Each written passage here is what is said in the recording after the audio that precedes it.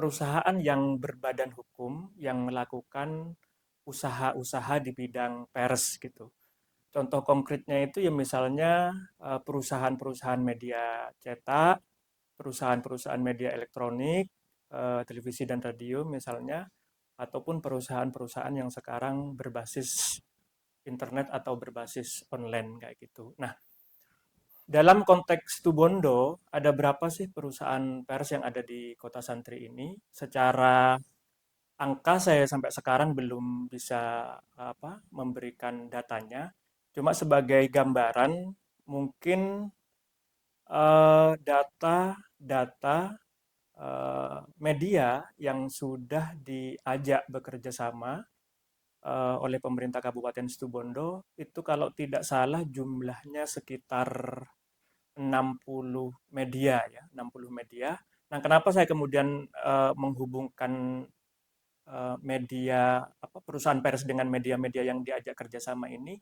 Karena Pemkab sendiri itu mensyaratkan kerjasama itu harus eh, dilakukan oleh perusahaan-perusahaan yang sudah berbadan hukum dan nantinya biasanya ada persyaratan-persyaratan yang terkait dengan badan usaha itu. Saya kira itu untuk pengertian secara sederhana apa itu perusahaan pers. Saya kira di era seperti sekarang ini, ketika media-media yang berbasis internet itu sudah menjamur, saya kira tidak sulit. Cuma begini teman-teman, yang perlu kita garis bawahi itu sebenarnya perusahaan-perusahaan yang dia sangat konsis dalam bagaimana eh, memberikan informasi yang valid, informasi yang akurat kepada masyarakat. Dia biasanya mensyaratkan calon wartawannya itu benar-benar memiliki pengalaman gitu. Artinya apa? Artinya ada seleksi yang sangat ketat bagi masyarakat yang ingin bergabung dengan perusahaan pers misalnya. Kita bisa tahu bagaimana perusahaan-perusahaan arus utama ya, mereka itu biasanya eh, ketika ada seseorang yang ingin jadi wartawan, mereka memiliki kampus sendiri untuk menggembleng wartawannya bagaimana bisa bercita rasa media itu. Karena kan setiap media itu memiliki karakter masing-masing ya dan itu biasanya digembleng sampai 1 bulan. Nah itu idealnya begitu. Jadi persyaratannya itu sangat sulit bahkan mungkin kalau tingkat-tingkat nasional sudah harus berbahasa Inggris atau berbahasa asing yang pasif maupun aktif teman-teman. Nah di daerah bagaimana? Di daerah sendiri kita bisa menilai bahwa seleksi wartawan itu masih sangat serampangan. Ya. Kenapa saya bilang serampangan? Karena tidak ada eh, tolak ukur maupun tahapan-tahapan khusus di mana seseorang bisa menjadi seorang wartawan. Padahal ketika dia sudah menjadi wartawan nanti itu tugasnya kan tidak ringan ya. Jangan-jangan wartawan yang dia moro-moro jadi wartawan, taunya cuma hanya sekedar mencari kesalahan orang, atau yang ada di image-nya misalnya bahwa berita itu ya hanya kasus-kasus gitu. Nah ini kan bahaya sekali. Dia belum bisa misalnya membedakan mana itu fakta, mana itu opini gitu. Nah ini perlu perlu apa? Eh, perlu apa ya? eh, Usaha bersama gitu ya, perlu usaha untuk bersama bagaimana teman-teman yang tertarik untuk eh, terjun dalam dunia jurnalistik ini benar-benar mempersiapkan kompetensinya.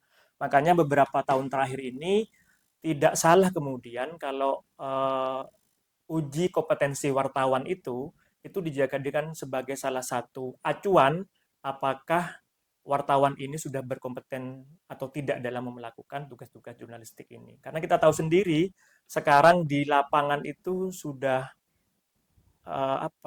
sudah sangat mudah untuk menemukan orang-orang yang mengaku ya teman-teman, mengaku wartawan, melakukan peliputan dan sebagainya, tapi kita tidak pernah tahu apakah dia itu sudah berkompeten tidak dalam melakukan kegiatan jurnalistik. Kenapa UKW itu sedemikian penting, teman-teman? Nah, UKW ini sebenarnya salah satu langkah pemerintah. Jadi ini bukan UKW ini bukan momok atau apa akal-akalan pihak-pihak tertentu, tidak.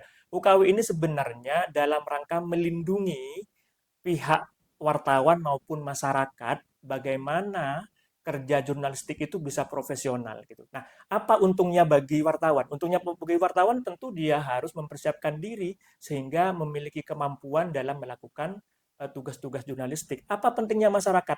Masyarakat terlindungi dari praktik-praktik jurnalistik yang tidak profesional. Makanya ini harus berkesinambungan dan para wartawan harus memiliki kesadaran untuk bagaimana lambat laun dan meningkatkan kemampuan sehingga nanti bisa mengikuti UKW dan bisa lolos gitu. Karena saya ada pengalaman, ada wartawan yang dia tidak pernah melakukan kegiatan jurnalistik, kemudian dia itu ikut UKW, aduh keringatnya ini sampai apa ya, ya berkeringat gitu, berkeringat dingin karena dia mungkin merasa dia tidak bisa melakukan atau melaksanakan UKW. Padahal materi UKW itu apa? Materi UKW itu mulai dari yang muda, madya hingga utama itu sama sebenarnya, yaitu adalah tugas-tugas ini bagaimana kita melakukan kerja-kerja jurnalistik itu. Sehingga bagi mereka yang sudah berpengalaman, saya kira itu tidak pernah ada kendala kayak gitu. Saya kira kayak seperti itu.